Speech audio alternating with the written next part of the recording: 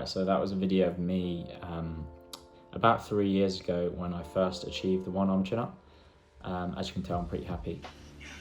I'm just making this video as a bit of a tutorial for you guys out there, and also for myself, because I've recently lost the one arm chin up again. Had a bit of a training break as I went traveling for 6 months, and when I got back from traveling, decided to do a bulk, eating loads of calories, putting on loads of weight, which obviously made the one arm chin a lot harder, and I just haven't really been training it that much. So I'm making this tutorial for you and also for me, so hopefully I can get it back, and it'd be cool if some other guys were able to learn something from this as well. So rewind about 2 months prior to that clip just there. This was the level that I was at. I could barely hold on with one arm. Even doing the negative was really difficult, and you can see I just dropped down very quickly. And overall, it took me about 2 months to learn the one arm chin, which is pretty quick, and I don't expect the majority of people to get it that quickly. I think I was lucky. I've always done a lot of pulling exercises, always been better at pulling, and my baseline fitness was pretty good. So I was training roughly 3 times a week, doing all body weight. I had about 27 pull-ups under my belt in one set, so my pulling strength was quite good. So I want to mention my weight when I first learned the one arm chin was around 67 kilos, and now I'm about 72 kilos, a bit of muscle, a bit of fat, hopefully more muscle than fat. The one arm chin is one of those moves that the lighter you are, the easier it's going to be, like hands down. You'll see a lot of skinny climber type guys who can bang out one arm chins, no problem. But a lot of guys who may look stronger because they've got bigger muscles or whatever, actually find the one arm chin up a lot more difficult just because you've got more weight to pull. You can see it as like doing a one rep max, and any additional weight you add is going to make it a lot harder.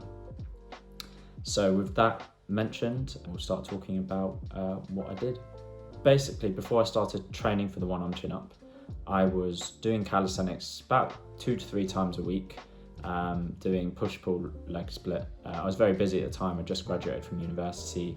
I'd started working full-time as a junior doctor, so I didn't have much time to do all the workouts.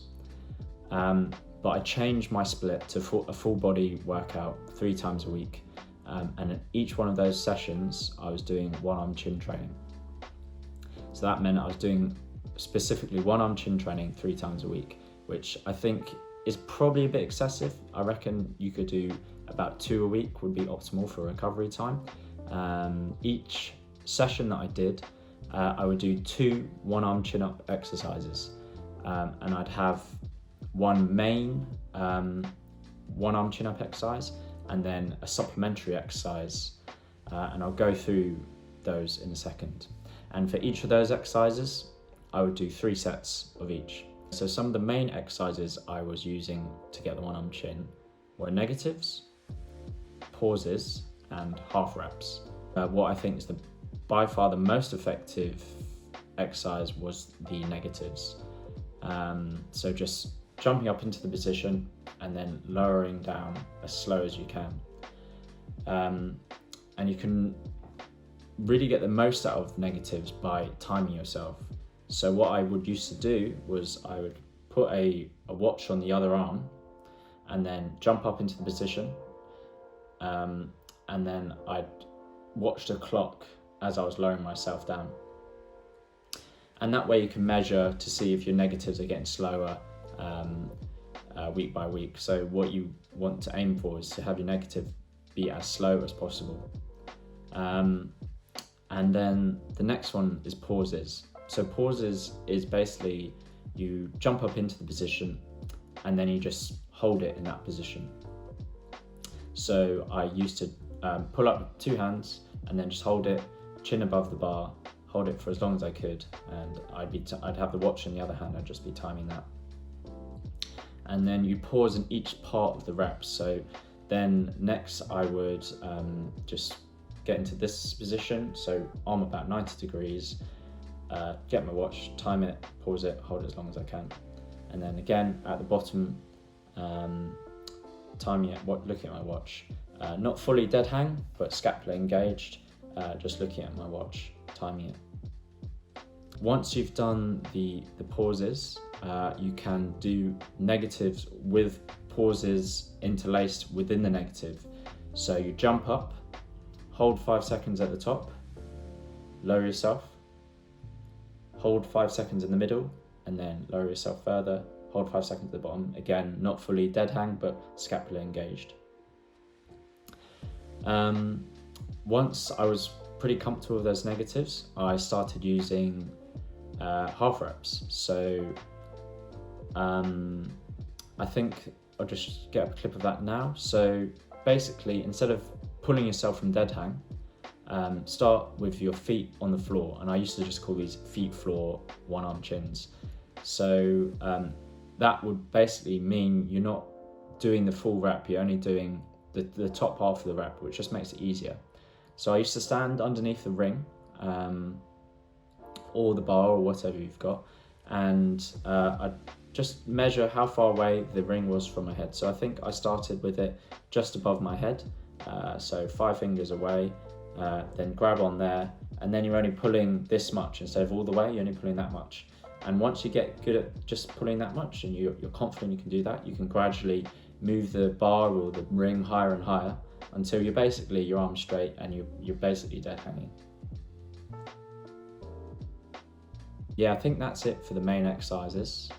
So now I will go into the supplementary exercises. Scapular pull-ups,